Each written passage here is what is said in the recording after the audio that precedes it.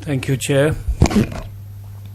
To begin with, my thanks to the organizers, particularly IDSA and GIGA, for getting me here.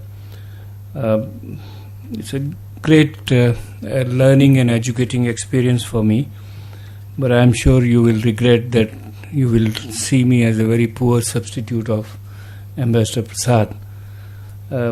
Also came with a very short notice, but whatever the subject is. For a long time I have been troubled by this very thrust and idea of, we are all discussing the regional strategic order in Asia. And when we talk about Asia, we are primarily talking of the South and Southeast Asia and East Asia. And that troubles me because that's not Asia. It's really truncated Asia. And this is where the minister started on a very right point. And I have also been thinking about this, but why it is that they always emphasize on this part of the world. In fact, in what you call the post-Cold War world order, which was sustained largely by hegemony and alliances, which is a balance of power, it started shifting its ground in the sense it started feeling weak. And that came by a dual challenge from Asia to this order which was existing earlier. And the dual challenge came, one from the Western Front and another from the Eastern Front. The Western Front challenge is rather brutal in terms of what we call now terrorism, radicalism, direct attacks on the Western installations and Western interest, and there are many other things also. But the challenge came from there, and 9/11 literally, underlined and characterized that kind of a challenge. There is a lot of disorder there. On the eastern side, there is a lot of dynamism, and there is a lot of respect for the order which existed there, but challenging the Western order nonetheless, out of building economic and military capabilities, not by destructive approach.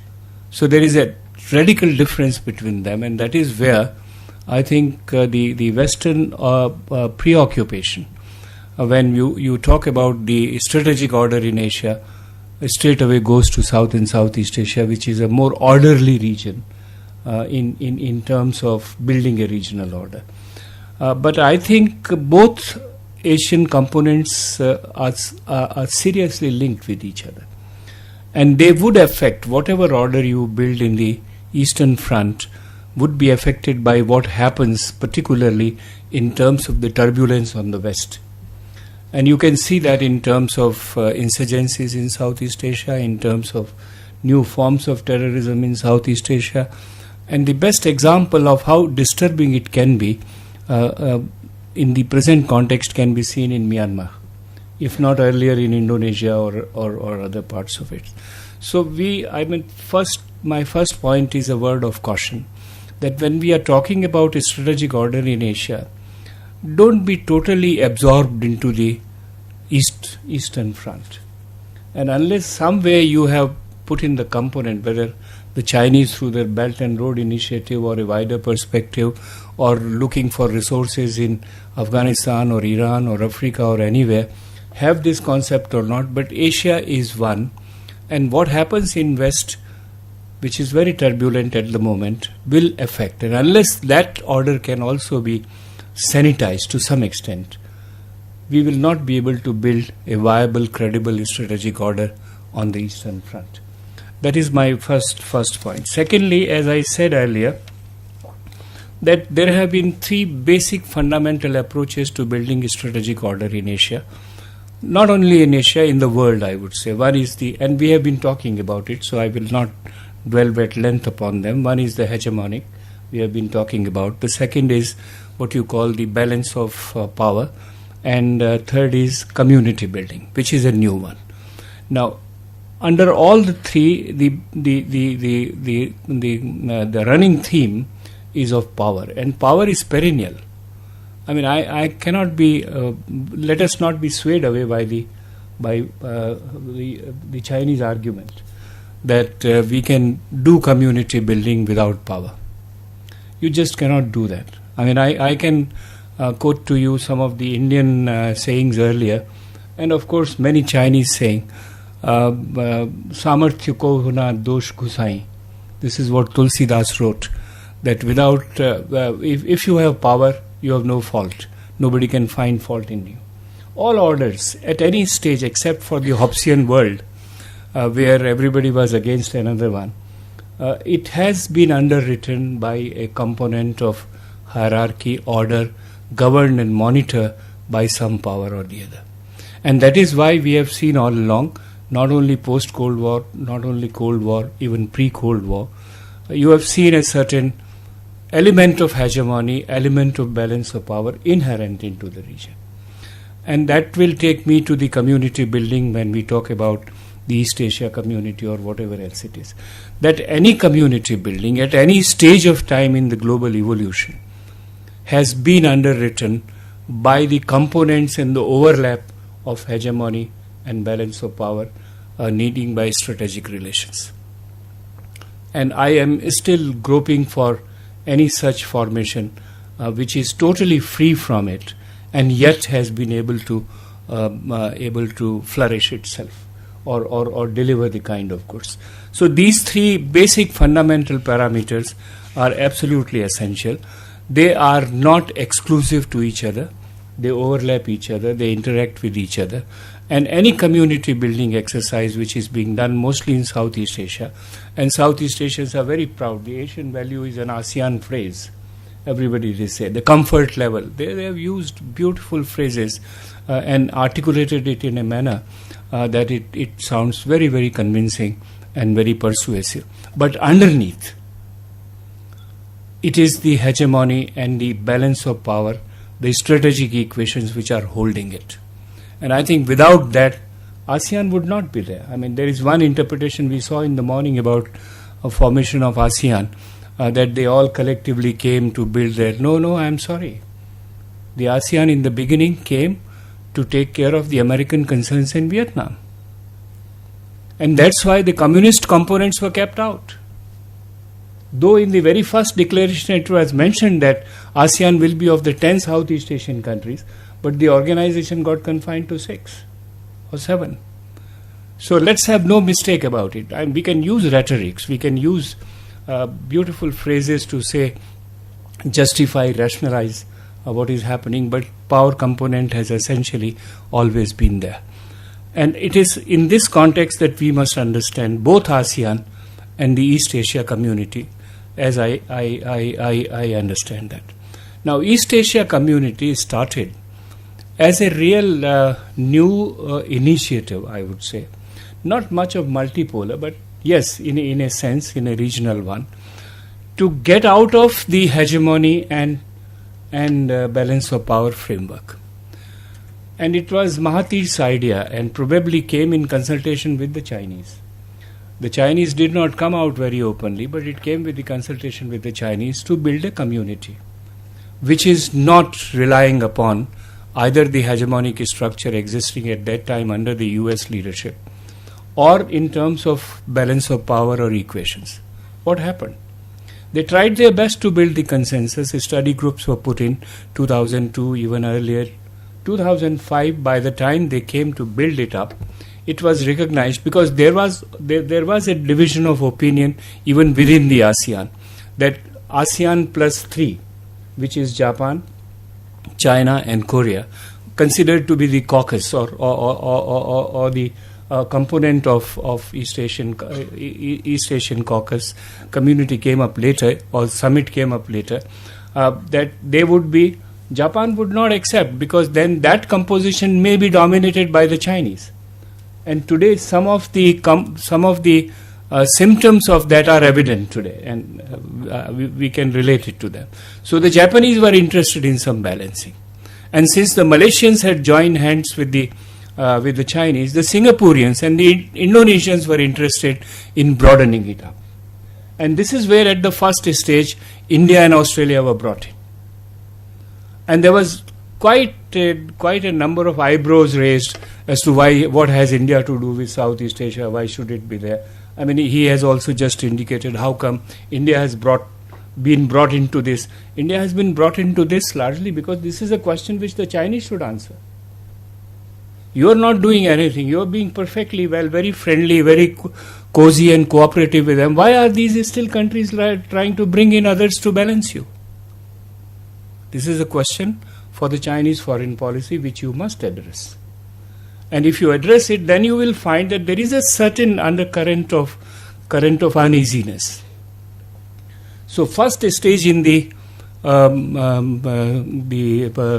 East Asian community was the induction of countries like Australia and India. The second stage was the induction of Russia and the US. It took about 3-4 years. They did not come in later. And they did not come in later, but they were pulling strings from behind. I'm sure in terms of building this, Japan would certainly have at certain stage consulted with the US as to how this community, and the whole effort, because there were very clear signs, keep the Americans out. And that would not be acceptable. So at the second stage, now once Russia and US comes in, once India and Australia is brought in as a balancer, Japanese are already there. The old structure of hegemony and balance of power is underwriting the EAS. So EAS, which is otherwise trotted out to be a community building exercise, is a community building exercise underwritten by the prevailing power structure or order which we are talking about. The basic components which are governing and guiding the region building anywhere in the world is very much there, and we must be very, very clear about it. Now the question posed to me was, or in my title given to me, is whether this can become a forum for security dialogue. I would say whether it can become a model for strategic order in this part of the world. Yes and no. I mean, it is a what you call multinodal, polar, multilateral. All components are there inside, including the power and hegemony. Therefore, you can have discussions, you can open it up, probably build institutions. EAS in itself is an institution which has still to evolve and come up. And it is possible to have, and the dialogues are being held. But to what extent it would be effective, credible, successful? And this is where a couple of questions come to my mind. Firstly, if it is underwritten by hegemony and alliance-based balance of power, how will it be free from the clash, conflict, or overlap of the interests which are there among all the members? And we have seen this on like South China Sea. Now, one of the essential aspect of East Asian communities, it is driven by ASEAN. And ASEAN is feeling very shaky for the last 5-7 years, particularly since 2012, when they could not adopt a unanimous statement on South China Sea. Why they cannot adopt? China has a very straight position behind all the wonderful rhetorics. My sovereignty, as I define, will not be compromised by anybody. Not as the other world sees it. As I define, will not be compromised. And wherever our core interests are, the Vietnamese, I have talked to many of them, they are so much restless that it is, you define what the parameters of this are. Now, if this clash of interests is inherent into the East Asian community, how do you liberate it from the woes of the older power structure, as Mr. Bo was talking earlier?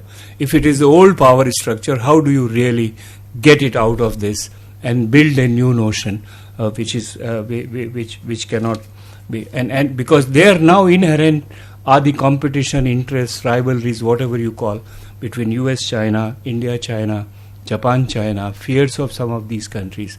If these problems are there, I think it would be very difficult for the East Asian community, much as we would like, much as many other countries who are members of this would like it to evolve. It's a real challenge which it has to face. So far in its evolution, the second problem is that East Asian community has not shown any resilience or any capacity for conflict resolution. None of the conflicts. And look at the South China Sea conflict. Now, South China Sea conflicts, the Chinese friend tell us it is all for peace and good neighborliness. You're building military bases for good neighborliness? Have you seen your neighbors becoming very hostile to you suddenly? So you want to protect against them? You're talking to the US to get out, continue to talk that. Why create conditions and pressures and tension points for very small neighbors? The way Mongolians were thrashed out on the whole question of inviting Dalai Lama. They had to apologize to the Chinese. We would never ever invite Dalai Lama again. Is this the way to build a community? Is this the way to build or instill the confidence of the countries around? And East Asian community has no capacity to address such issues of conflict of interest when they come. As I said, thirdly, ASEAN centrality. ASEAN is feeling shaky. Now, if leader is feeling shaky, where do you take the ship? So I don't think, it's a question mark. I have no answer to this. What would happen? There are countries like India, there are countries like US. They all go on singing the praise, ASEAN centrality is good for East Asia Summit. The Chinese are not convinced about it. And in practice, they may not say so, but in practice, this is what would do. And therefore, if the inherent conflict of interest, if the Chinese would not allow East Asian community to go on strategic issues, security dialogue issues, things which contain or constrain anybody, why would US do? To let EAS do that kind of a job? Why would India do that? Why would Japanese do that? Therefore, I see a lot of potential in terms of inherent institutional mechanism in the East Asian community to emerge as a very viable, credible forum, but I see inherent contradictions which would not let it happen. Thank you very much.